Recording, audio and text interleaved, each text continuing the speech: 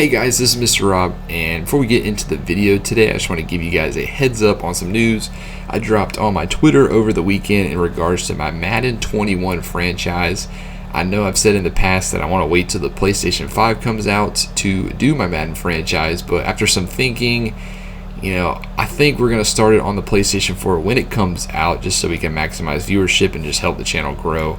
And that means this Friday, in order to get there before Madden 21, we're going to be releasing the franchise team reveal, so be on the lookout for that on Friday. And that's enough for me. Let's jump right into the video. Hello everybody, this is Mr. Rob, and welcome back to episode number 36 of the Houston Astros franchise here on MLB The Show 20. Now today we've hit another end of a month, so this time we'll be recapping the month of August, see where our Astros stand around the league, as well as where other teams and players stack up. So let's get right into it. Let's look at the month of August. Here is our calendar. As we went 18-10 in the month of August, that's better than the month of July, where we went 14-10. So we gained 4 more extra wins, and we're sitting at 74-63. Now, I'm not gonna show you guys the minors. I've kind of just deterred away from the minors as the season's gone on. That's because, in real life, the minors were canceled, and so I kind of been following that same pattern. We're not showing any minor updates and stuff like that. So that's why I haven't been showing you guys any minor league update episodes and showing their records. So with that being said, let's jump right into it. Let's go into the standings next, starting with the AL East. So in the AL East, the Yankees lead the division 91-46, followed by the Red Sox, who are 5.5 behind, and the Rays are all the way in 10. AL Central's a little closer. The Minnesota Twins sit atop 73-65, followed by the Royals, who are 2.5 back at 70-67. Indians are 67-70 still in it, and so are technically the White Sox at 66-71. All 6.5 games split those 4 teams. AL West is led by Oakland Athletics, who are killing it, 83-54. We are 9 games behind at 74-63, followed by the Angels and Rangers. And in the wild card, it's the 2 AL East aforementioned teams, Red Sox and Rays, who are at the top, followed by us, who are 7 games out, and the Angels, who are 9.5. So we have some work to do in the month of September if we want to reach the postseason. In the National League, the defending champion Washington Nationals lead the NL East 80-58. They have a 9.5 game cushion over the New York Mets, followed by the Braves, Marlins, and Phillies. Central is led by the Milwaukee Brewers, 79-58. And then the Cardinals are the other team above 500 in that division and are only 4 games out. And in the West, the Dodgers have already clinched the division with a whole other month to go. They are just absolutely just destroying baseball. 100 wins already. Are you kidding me? 139. They have a 25.5 game lead. They've clinched the division. This is the crazy part. Diamondbacks are 25.5 back. Diamondbacks are in the wild card, so that just tells you how dominant the Dodgers are. Cardinals are actually above them now, so it's Cardinals, Diamondbacks, followed by Mets, Braves, Cubs, and Marlins, who are still in the hunt. So that is the standings. See where the league stands up. We're going to go into players of the month before I forget to show these bad boys. For the month of August in the AL, Chris Sale is your pitcher of the month, .88 ERA. Player of the month is Randall Grichuk, hitting .365 and 8 bombs, and the rookie Adley Rutschman of the Baltimore Orioles hitting .350. He might just be the AL Rookie of the Year. He's been a very solid addition to that squad. And the NL, it's Chris Paddock of the San Diego Padres getting pitcher of the month through 6 games. Nolan Arenado is your player of the month, hitting a .400 average, and then Carter Kieboom, rookie of the month, with a .300 average. So let's not waste any other time. Let's go into player statistics. This is where the meat of the episode usually comes in, starting with, as usual, position players categorized by OPS. And we have a new man sitting up top. Yasiel Puig hit .319 through his first month as an Astro, 5 homers, 14 RBIs. He has been absolutely sensational. We picked him up at the end of July after we dealt Josh Reddick to the Cardinals in that trade, and he's been sensational. I mean, look at these stats. It's .319. His OPS is up. Everything is up. He has just been a welcome addition to this right field squad. He's definitely added some pop, definitely helped us out. We see him come in clutch in a bunch of situations. He is technically on the roll for next year, but next year is a team option, so it's up to us if we want to bring Yasiel Puig back. While you can't deny his talent, he is getting older and he is declining, and he is kind of a head case. And for a team that wants to clean up their image, that's going to be something to look out for. Do we really bring back Yasiel Puig next year? We'll have to stay tuned to find out. Now we have Alex Bregman up next, 923 OPS, hitting 277, 34 bombs, 80 RBIs. He's been probably the most overall best hitter. His average has actually gone up. And we saw him have that 3 home run game against Seattle, that walk-off. I mean, that was just amazing. Alex Bregman is just still a talent, as you can see, in 99 overall. Still going up at 26-year-old. He will obviously be a third baseman for years to come. Then we have George Springer, who's hit 278, 27 homers, 82 RBIs, and actually leads the team with 11 stolen bases. He is actually a free agent this year. As you can see, he will be a free agent after this offseason.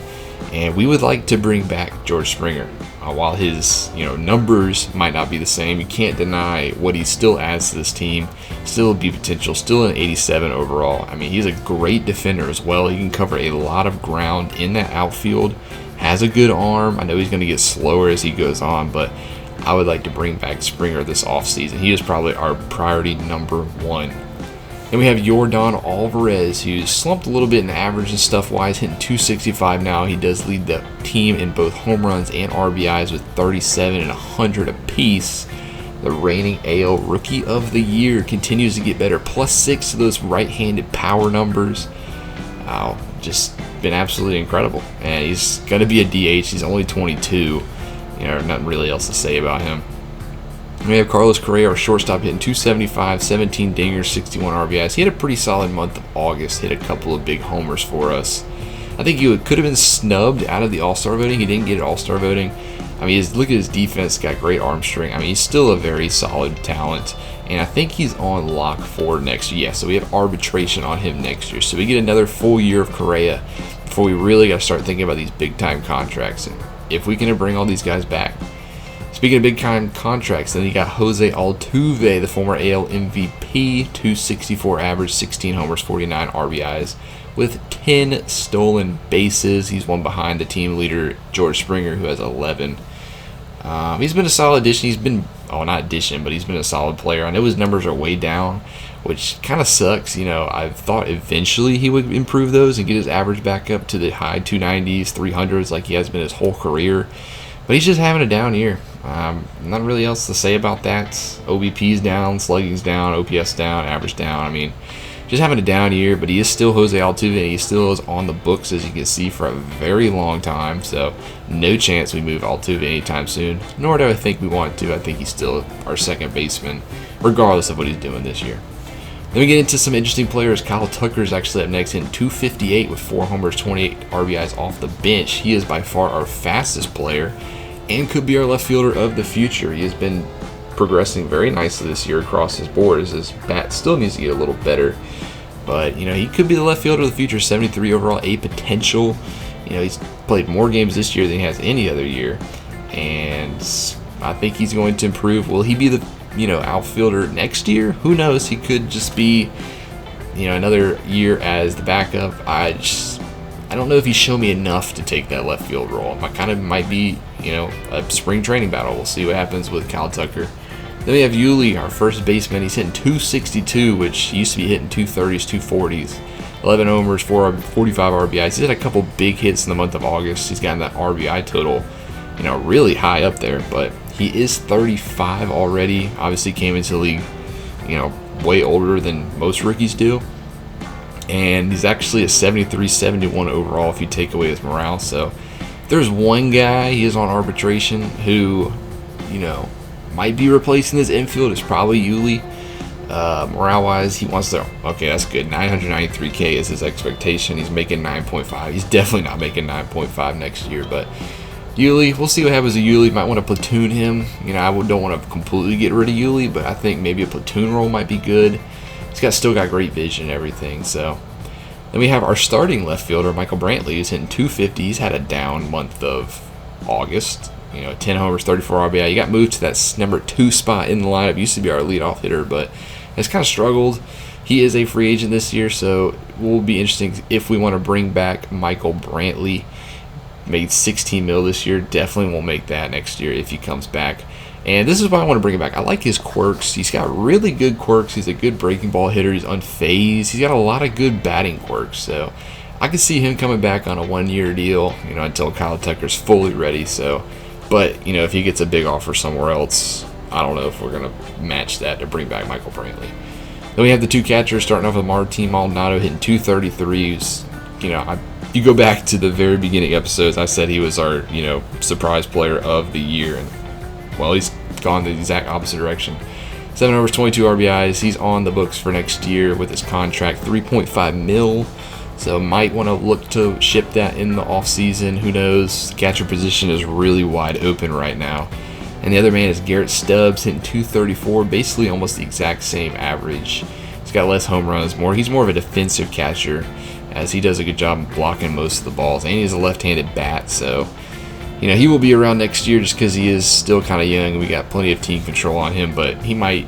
I don't know if I want him to be a platoon catcher anymore. So catcher position is literally wide open. Then we got the bench players, Olympus Diaz. He has struggled. He's been our middle infielder, and he's on the DL. He's actually gone for the rest of the year, so won't see him the rest of the year. And then Abraham Toro has been our corner infielder. He's got his average finally above the 200 mark, 209 through 86 at bats. And then we have Miles Straw, who we just called back up thanks to the Diaz injury. He's hitting 197 through 76 at bats. So yikes for our bench. If you look at our team average, our bench is really not helping us out. Let's go to our pitchers now. Let's do this by ERA, starting with the lowest ERA, which is Joe Smith. That's because we've only seen 13 innings of work. And we saw him in a recent episode, and he almost blew that lead. We had to come in and call in Osuna to get the final out. I can't remember what. I think that was the Tigers game, but Ash kind of almost blew that for us. He's got great break. I still like him, obviously, but he is older. He could retire, but he is on the books for $4 million next year, so it'll be interesting to see if he comes out. His morale is really, helping him out. So I think for $4.5 million for him, it might be kind of hard to ship him as well this offseason. Then we have Roberto Osuna, who's been the dominant closer, the all-star, on fire. He just comes in and closes down games. I mean, look at those stats. He's only 25, 95 overall. Has a little bit of a history, so go back to that team image thing. But, he's an undeniable talent. And he's already got 36 saves, on pace to do better than he did last year. So, very dominant closer. We have Ryan Presley, our setup man, who is usually our go-to man. 35 2/3 innings of work, 43 strikeouts, 2.27 ERA. One of the best setup men in the league, as he's got a great breaking ball, and he's just put up solid numbers, even better than he did last year, even though his whip's a little higher. He's on the books for $8.8 million, so another high-paying setup man. So between our two setup man right now, we're paying over $13 million. That's a lot of money. Then we have our first starting pitcher, Jose Urquidy, who's got a 2.54 ERA through 149 innings pitched. He's 10-5. He's been phenomenal as that back into the rotation man. He's worked his way up to the 4th spot and could be higher next year. I mean, he's progressed nicely. He's had a phenomenal season. I think he was an all-star snub. I mean, you compare it to what he did last year, and he's continuing to get better. So I love Urquidy. I love Jose Urquidy. He's one of my favorite pitchers. If you've seen the past recaps and everything, I always have high praise to say about him. Then we have Verlander, one of our two, ace, I guess you could say ace pitchers if they're still aces. Yeah, I would say he's still an ace. 2.72 ERA, 37 years old though. He is declining, striking out 211 batters this year. I can't believe he struck out 300 last year, but so those numbers are going down. He is aging, and he is on the books for $30.5 million next year. So I'll touch on that more in a second when we get to Greinke, what might happen with those two. But have Jose Urena up next, 314. He's our long reliever. We acquired him in that Marlins trade back in, I think, June, May-ish. He's got a great fastball. I would say he's been a solid long reliever. He's come in and got the job done when necessary. His ERA is going way down from last year, which is good. That's what I was hoping would happen.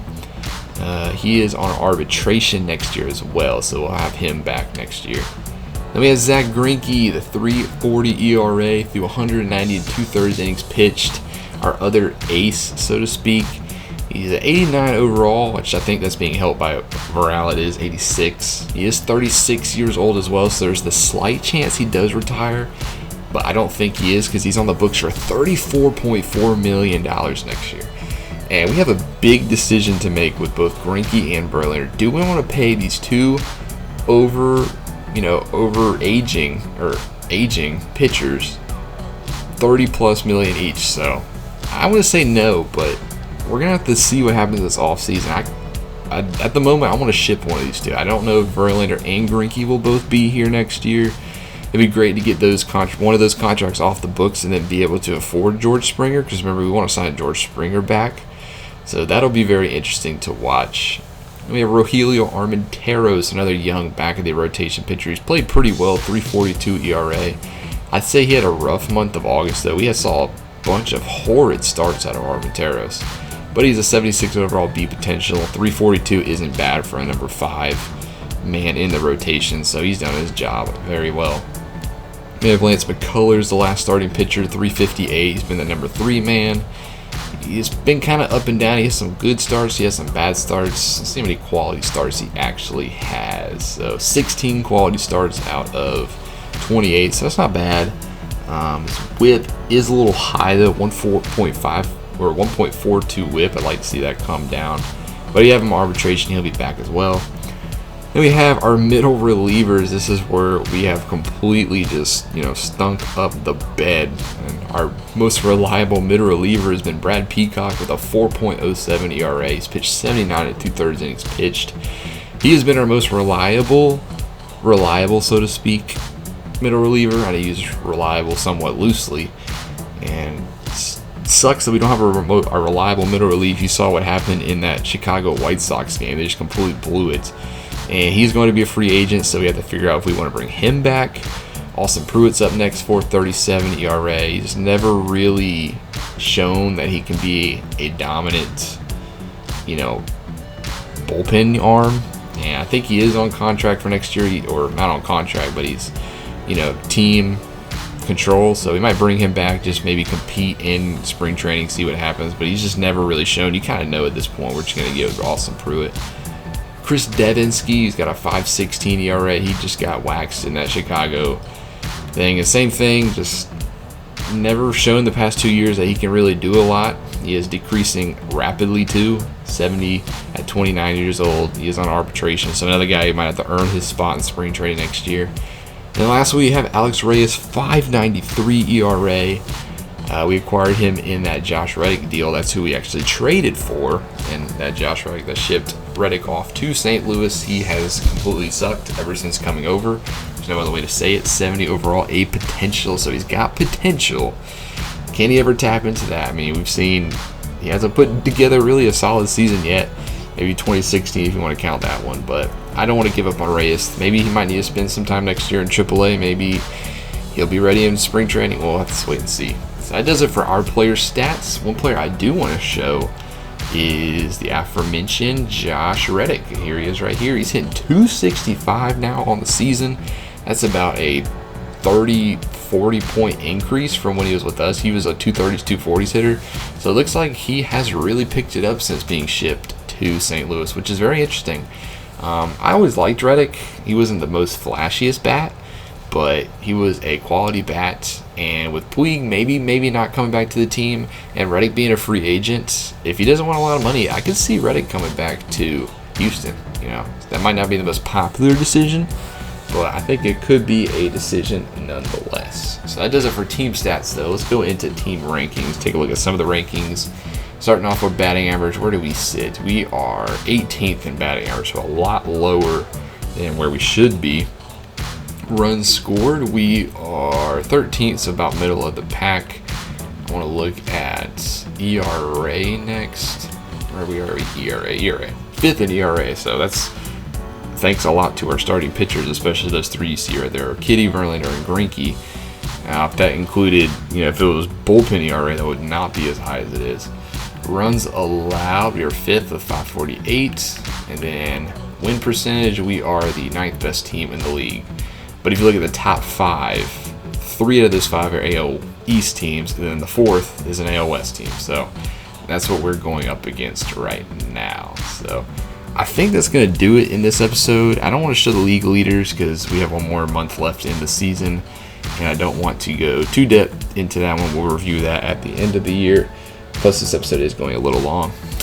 Oh, there is one more thing I want to touch in, and that's because it's the September call-ups, and now with the new rules, you get to call up 2 players. Now you don't get the 40-man. You get 2 players you can call up in September. So I'm going to call up a pitcher. I'm going to call up a hitter, and I think my pitcher is going to be Josh James. We saw him early in the season.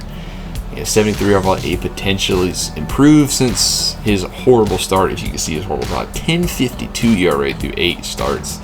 Not good at all, but I think he's going to be the one we're going to call up. He might just be our long reliever. I think, some time away from the majors can help. I thought about Forrest Whitley, but, he has not had any major league experience, and I don't want to rush him up in September. And when he's not ready, and see him get shellacked like Josh James and ruin his progress. I like the progress he's seen so far, and I don't know if his stats are quite major league ready, so I don't want to rush Forrest Whitley just yet. So that's why I'm going with Josh James. And then our hitter, I'm going to go with Jack Mayfield, 28 overall, speed potential, 70, 28 age, 70 overall, excuse me. He's a good middle infielder. He could just be a nice solid utility guy, give some people some break, kind of mix in with Miles Straw, and help with the middle part of the infield if somebody needs a day off. And he had some experience last year and hasn't had any this year, but I think that's who we're going to call up. But that's going to do it for the month of August recap. We have in the next episode on Wednesday, we'll have a 3-game set against Miami, so we'll see the Marlins for the first time, and then we'll see a 3-game set at home against the Seattle Mariners. So another chance for us to really make up some ground that we desperately need, but we'll see if we can. Jose Urquidy will be on the mound for us. So that's going to do it for me, guys. Thank you guys so much for watching. Make sure you leave a like and subscribe down below if you want more Houston Astros content, as we are on the road to 100 subscribers. So please subscribe if you haven't already. And this is Mr. Rob, and I'll see you in the next one.